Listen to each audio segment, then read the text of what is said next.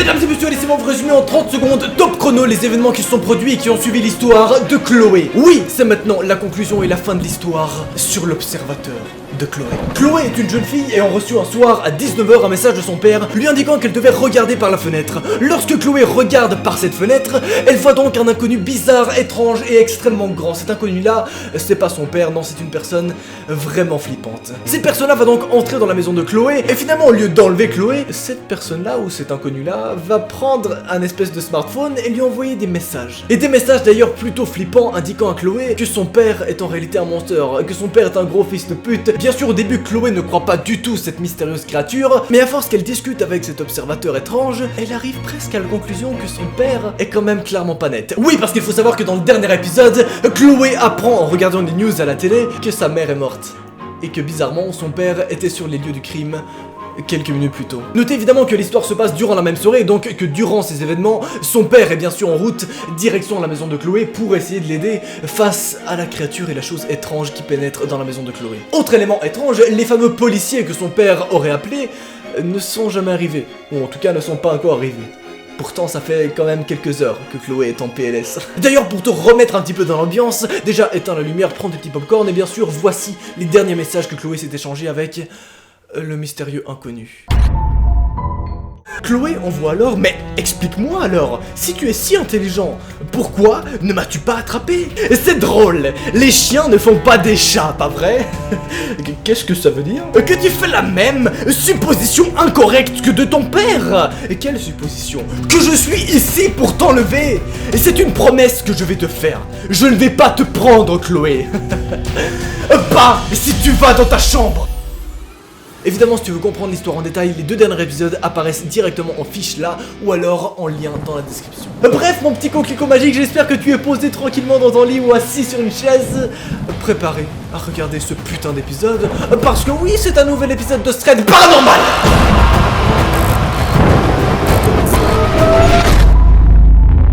Bien sûr, tu connais le rituel, si tu kiffes pratiquer le dab et enquêter sur ce genre de thread paranormal, tu m'ajoutes sur TikTok et Instagram. Là, tu vas te faire plaisir. Bref, voici alors la suite des messages. Il est 23 h 30 et Chloé est tout près de sa maison. Là où se situe apparemment le mystérieux observateur.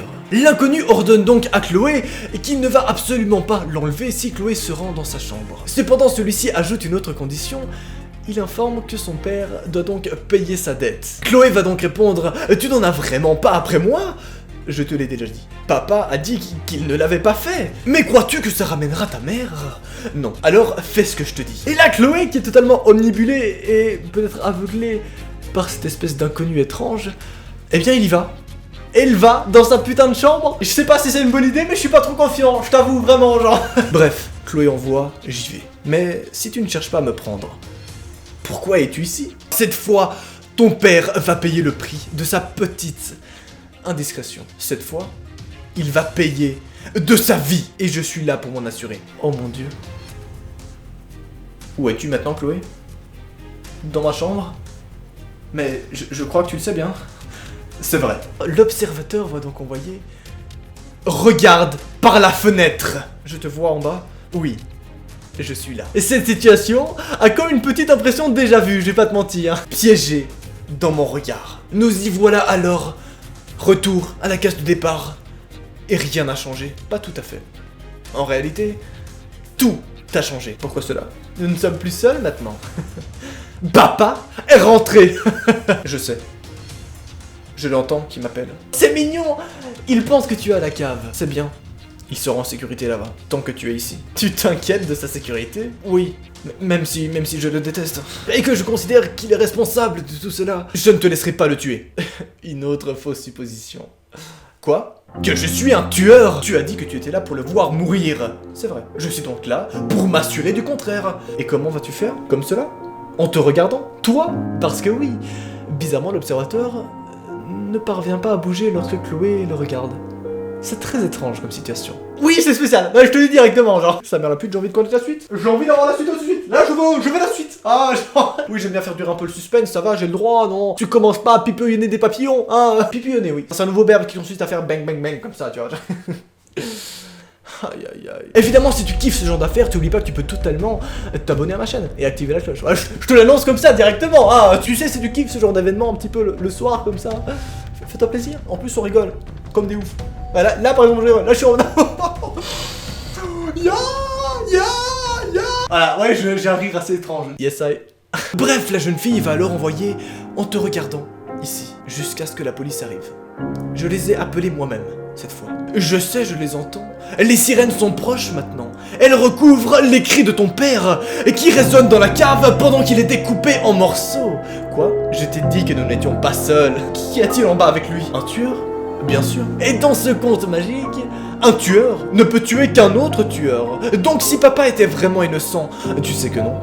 Alors tu sais ce que font les tueurs? Non, non, non, non, non, s'il te plaît, c'est fini, Chloé. Il ne tuera plus jamais. Mon Dieu. Non, non, s'il te plaît, non. Tu demandes à la mauvaise personne. Ton père est parti. Je suis maintenant seul au monde. Mais tu t'en fiches?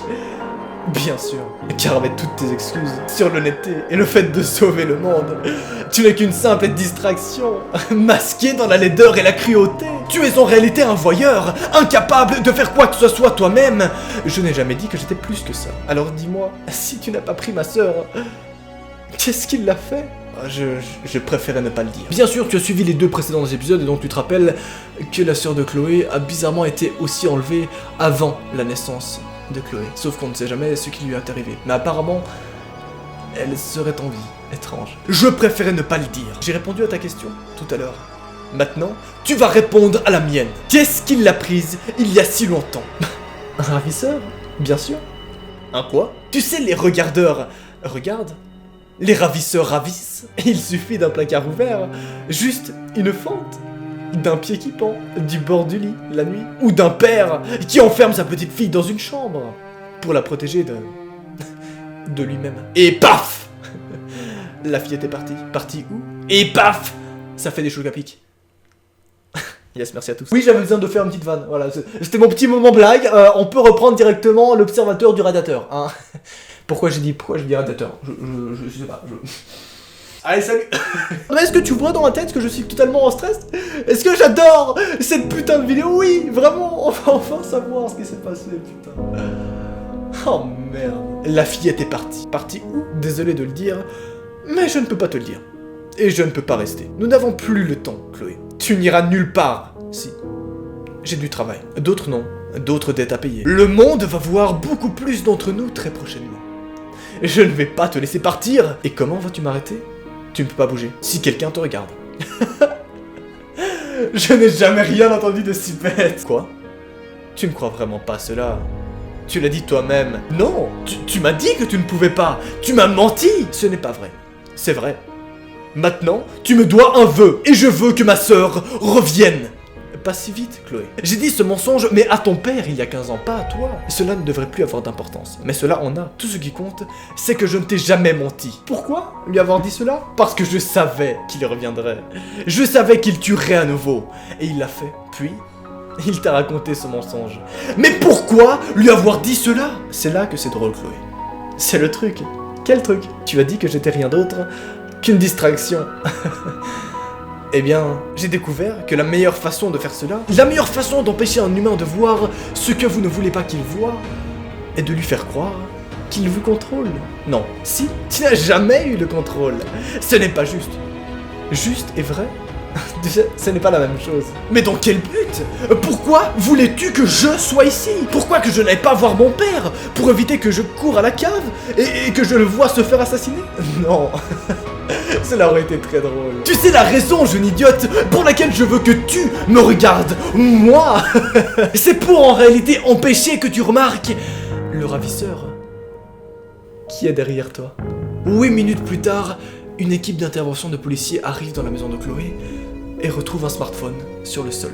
Ceci étaient donc les derniers messages de Chloé. Ceci était donc comment on a retrouvé Chloé morte, assassinée sur le sol. Plus aucune trace de la famille de Chloé après ceci. Ils sont tous morts emmêlés dans un putain de quiproquo et dans un putain de mélomerde. Oui, je viens d'inventer un mot pour signifier emmêlé aussi, mélomerde, je trouve que c'est plutôt pas mal. Ça fait penser à Mesmerde un peu, tu vois ça. J'adore Carlito, voilà, c'est cool. Voilà, bon, non mais je te dis directement. Aujourd'hui, exactement un an plus tard, nous avons aucune nouveauté sur l'histoire de Chloé. Quelle était cette chose? À mon avis, cette chose était une putain de créature étrange qui travaille pour un espèce de gouvernement secret peut-être, qui serait caché. Ou alors tout ceci confirme mon ultime théorie sur cette histoire, qu'en réalité le père et cet observateur sont peut-être la même personne, que son père est en réalité un gros psychopathe qui aime se faire passer pour des personnes étranges, que son père est en réalité l'observateur, ou que l'observateur est en réalité son père. Cela expliquerait comment cet inconnu possède le numéro de Chloé et donc parvient à omnibuler et à captiver l'attention de Chloé mystérieusement alors qu'en réalité Chloé ne l'a jamais parlé. Il faut quand même avoir un talent plutôt conséquent pour connaître exactement le raisonnement que va effectuer Chloé pour arriver à la conclusion que son père est la mauvaise personne. Peut-être que son père est juste un gros psychopathe, ou alors peut-être que cette personne est un gros psychopathe qui aime se faire passer pour son père et pour d'autres personnes. Je pense personnellement que cette affaire est un mix de toutes ces choses.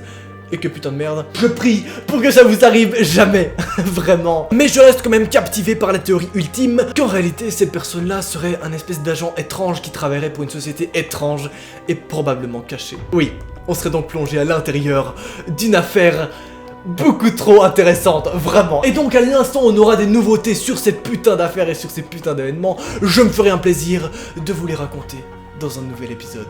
Et bien sûr, vous aurez les news directement sur mon Instagram et sur mon TikTok. C'était Noah, ce fut un plaisir. Allez, salut!